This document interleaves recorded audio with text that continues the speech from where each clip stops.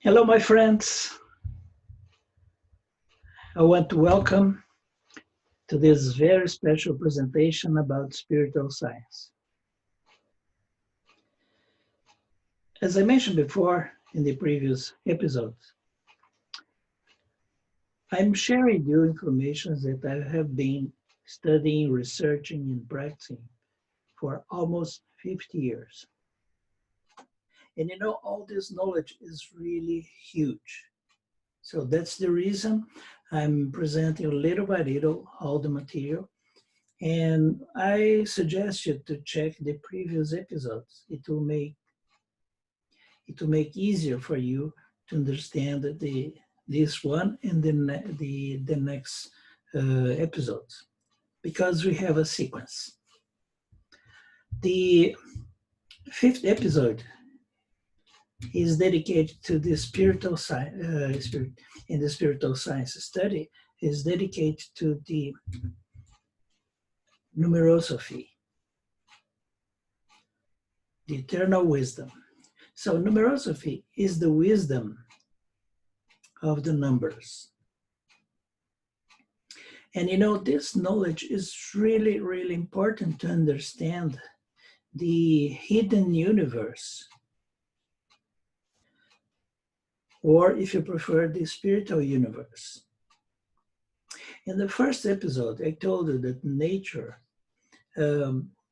major secret is that this universe is divided in 7 layers, 7 dimensions, or 7 planes. And every manifested being are a manifestation through all the 7 dimensions. Usually, we know better the most dense dimensions, the physical, emotional, and mental dimensions, but we have much, much more. On the 4th episode, I told you that the beginning of the spiritual journey happens when our mind, or if you prefer, our consciousness, move from the mental dimension up to the psychic dimension. This is the beginning. But from the 4th dimension above, from the psychic dimension above, we have only energy. And the energy is expressed in many different frequencies. So we cannot use our 5 senses to understand what's going on those dimensions. So to begin the journey, we need to develop very important quality, and the quality is imagination. So the imagination will be the translator that will translate the message from the higher levels that are pure energy in symbols that our consciousness, our spirit can understand. So it's very important on this journey to know the language of symbols. We need to understand the message through this translation, symbols. And symbols are very important throughout the history. You can see the great philosophers, the great sages, they use the language of symbols because they knew in the past, as well as we know in the present, that the words change their meaning throughout the time. But the symbols stay. So if you want to preserve a knowledge, a wisdom, for a long time, it's much better to use the language of symbols. And the numbers are the most synthetic symbols we ever created. So we can use numbers as they was used in the ancient times, not only as quantifiers, but as representations of universal forces, as representations of qualities and virtues. And whenever you find this number, you understand the message, the philosophical message the number can offer you. So that's the reason today we'll talk about the wisdom of numbers, numerosophy. Okay, so first of all, we need to understand that in the beginning, according to science, everything was created in the original explosion, the Big Bang, where the primordial atom exploded, throwing energy and matter throughout the space. But this is the physical explanation. I'm not saying that it's wrong, but we have much more. So we need to consider the spiritual perspective. And consider the spiritual perspective. We need to go back in time about 500 years ago when a philosopher, a Jewish philosopher called Isaac Luria presents a very interesting explanation about the creation. He said, God, before the beginning, used to occupy the whole universe.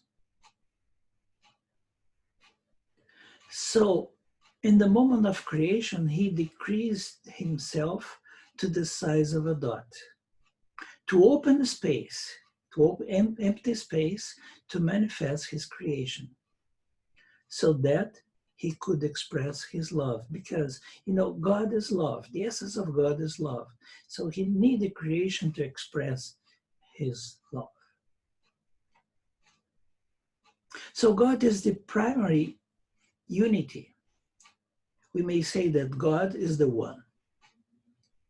When he reached the size of a dot, the creation movement began generating 9 conscious forces that we call numbers. For numbers are forces, qualities, and consciousness emanating from the one. They created to create the entire universe. So for philosophers and mathematicians of the past, they believed that numbers were the first creation of God. Everything else was created by the numbers themselves. So let's see the thoughts of many wise men from the past. For Galileo Galilei, mathematics is the alphabet that God used to write the universe. For Pythagoras, the number is the essence of all things. Number dominates the universe. For the Pythagoreans, God is not a mathematician. Mathematics is God. For Plato, we can learn, according to his thoughts, the only thing that really exists are mathematical ideas. God used mathematics to create words. He wrote this in the Timaeus dialogue. He considers the knowledge of mathematics as the basic step on the way to know the will of God. He wrote it in the Republic.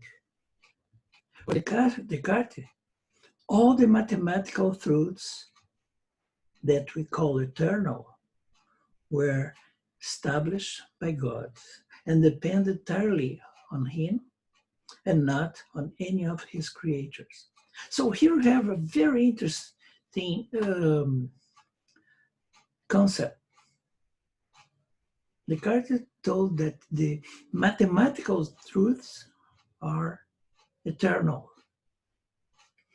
And he is totally correct. Because, any mathematical operation simple or complex, like 1 + 1 is 2, it's eternal. It is a truth in the past, thousands of years ago. 1 + 1 is 2 is a truth now in the present, and it will be a truth in the future. Can you see how deep we can go studying the science of numbers? For Isaac Newton, Isaac Newton, we may say that he is the creator of the modern science. So for him, God created everything through numbers, weight and measure. Mary Burmeister, a modern philosopher who spread throughout the entire planet the ancient art of Jinshinjutsu, she used to mention on her classes, unity is the law of the creator. Number is the law of the universe. Evolution is the law of life. Dr. Gérard ENCAUSSE used to say, numbers are beings of the spiritual dimensions. Studying the numbers is one of the most important tasks that spirituality students can dedicate themselves to. So as you can see, in the ancient times, and even the modern times, but just for a few people, numbers are much more than quantifiers. And maybe this is what we missed in the modern times, in the moment we forget how deep is the number. And you just reduce numbers to quantifiers. So this is what we have to say here. Numbers now and the ancient times. In the ancient times, philosophers and mathematicians knew that numbers had their own qualities and virtues. Nowadays, numbers are considered simply quantifiers because their profound meaning was forgotten. So numbers are the God's firstborns, according to many philosophers in many different cultures and times. Numbers are much more than graphic symbols developed by the human mind. So this is another important thing to understand. The numbers exist before human being. But we are talking about consciousness. So human beings just developed their physical representations. But the essence of numbers was there since the beginning, since the creation.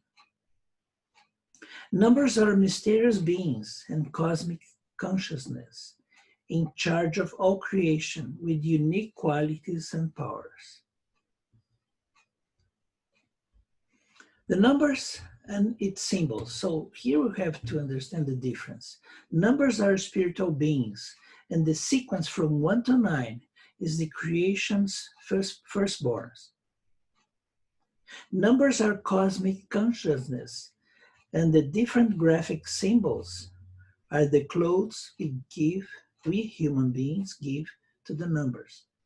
So their clothes change from culture to culture, from times to time. For example, in the ancient Rome and in Europe until the 10th century, the numbers are represented by letters. I represents number 1, V represents number 5, X represents number 10. L represents number 50, and C represents number 100, and M represents 1,000. So this is the way in the West we represent a number for more than 1,000 years. In Far East, they have different representations. In the pre-Columbian America, they have different representations. So the representation are just the clothes the numbers use according to different places and different times. but they are beyond those closes. So we must not mistake the number with its close. So here are just an example. What I'm showing here are the original symbols used in India for the numbers we are using today. So those numbers was used in India for thousands of years. And they passed this information to the Arabic world, and through the Arabs, those numbers arrive in Europe on the 11th century.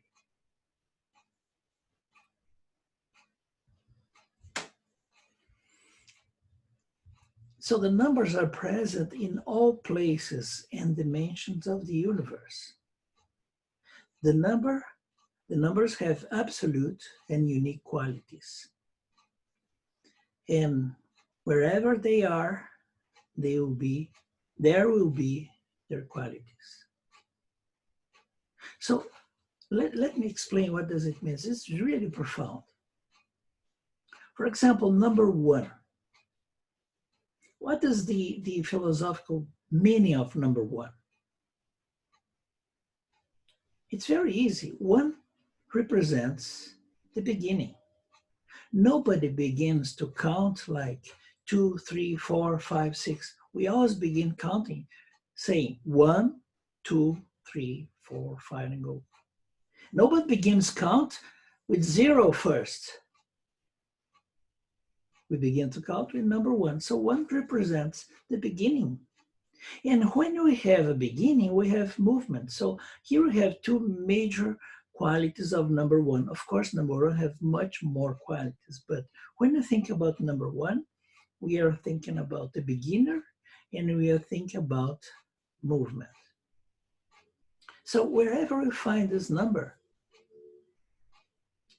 we can find this message. For example, if your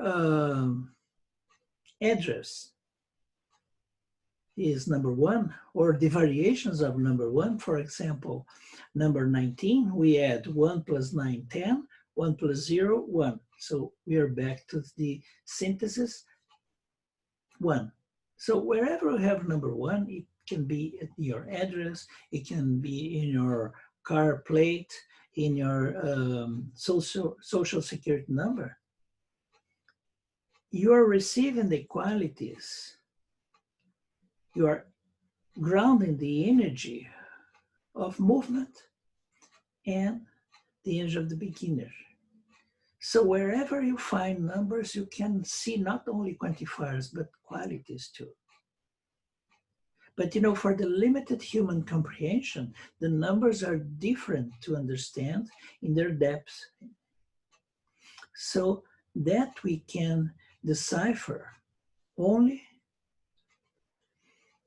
a small part of its essence. So, you know, our mind cannot understand the totality, the beauty and the power of the numbers. So we little by little, in the moment you focus on it, we begin to decipher parts of its essence.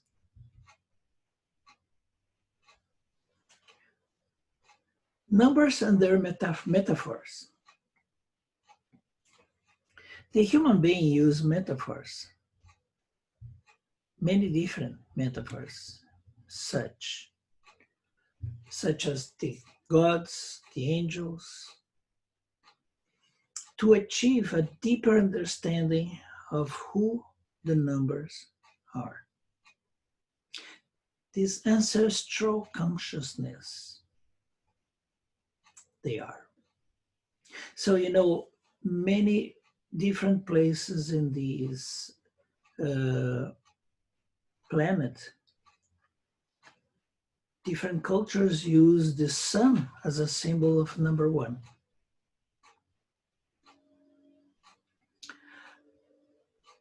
In India, number 1 is related to Brahma, because Brahma is the creator. So Brahma is the beginner. In the Western Christian and Jewish culture, they relate number 1 of Archangel Michael. So, you know, the sun, Brahma, the archangel are just metaphors explaining the qualities of number 1. So this is really interesting to understand. For the human mind, it's very difficult to reach the deep meaning of the numbers. So to help this understanding, human beings throughout the times, they create metaphors to make it easier to understand. So they relate to angels, to saints, or gods that can express the qualities, the basic qualities of the numbers. Another important metaphor to relate the numerical qualities is to relate the numerical qualities to the qualities of the planets or astrological signs. So this will be a topic for future episodes, because when you relate numbers and astrology, we are open a totally new universe of possibilities. So this is not for this episode. 9 intelligence responsible for all creation. Mathematical forms are veils hiding divine things from people's eyes, said Eusebius. The numbers form the supreme principles on which the universe was created. There is a big difference between numbers and their graphic representations. So I already mentioned this, but it's important to repeat. Numbers are representative forces that work on the highest spiritual plane, and their graphic representations are nothing but external marks of these spiritual powers and how they can be perceived and studied through their physical expressions. An example of the relation between numbers and gods came from Egypt. In Egypt, the Ennead represents the power of the 9. So, you know, the Egyptian civilization lasts for more than 4,000 years. And during all this time, they consider a specific group of gods as the rulers of the universe.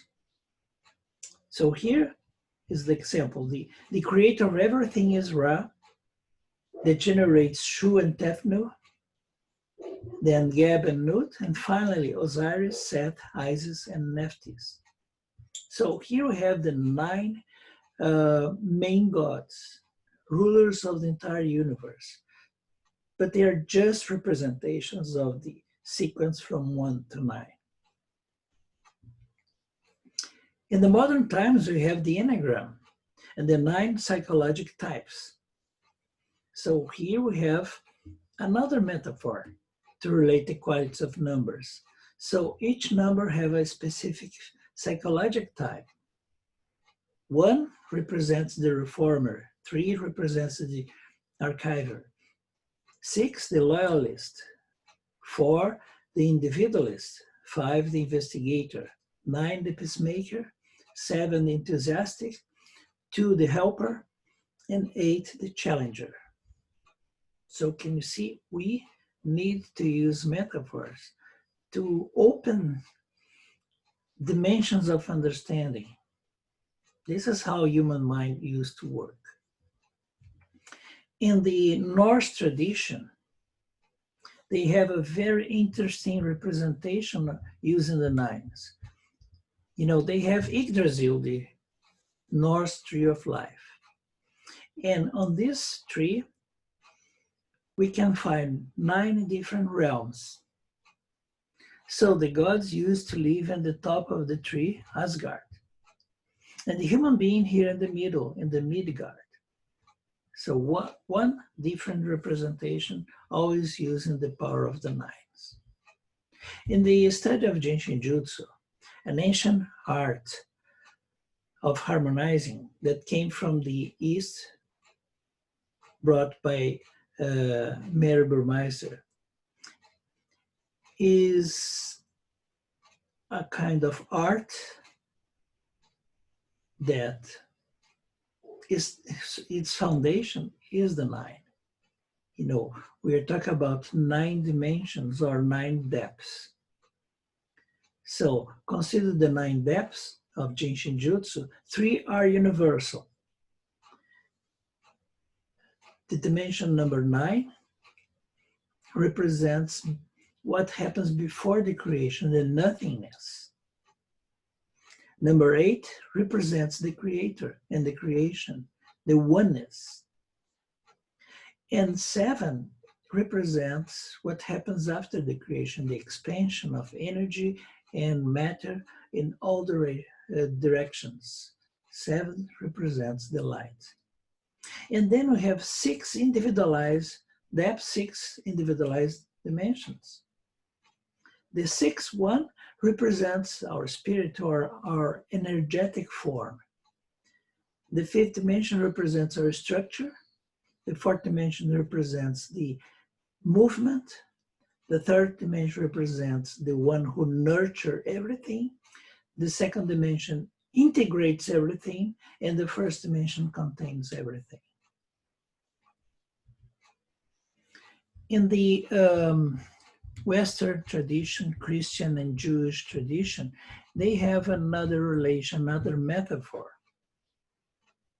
relating the firstborns of the Creator, the numbers, but giving them clothes or representations as angels, or to be more precise, archangels. So each one of the 9 archangels represents the qualities, the vibrations, and the frequencies and virtues of the 9 archangels, the 9 angels. So this is just an introduction. And I meant when I present all these different approaches, how important for us is to understand in the deep the qualities, the energy, and the virtues expressed by the numbers. We need this information to go ahead in our spiritual journey with security, knowing where we are going. Because in the dimension that is real but is made of pure energy, our 5 senses are useless. So you need to develop new senses. And to understand the wisdom of numbers are really important helpers to go ahead in our spiritual journey. So this information, this study about the numbers, the wisdom of numbers is vast. So I have much, much more to share with you. But I know that we need to go little by little, baby steps. So in the future chapters, I will bring more about numbers. And another important thing, the relation between numbers and astrology. But it's not for now. It will be in the future chapters. So if you like this episode, please don't forget to give a like. And if you're interested to reach the previous chapters and future chapters, you may sign in my channel, Carlos Gutterres channel. For now, that's it. Thank you for following me until now, and see you. Bye-bye.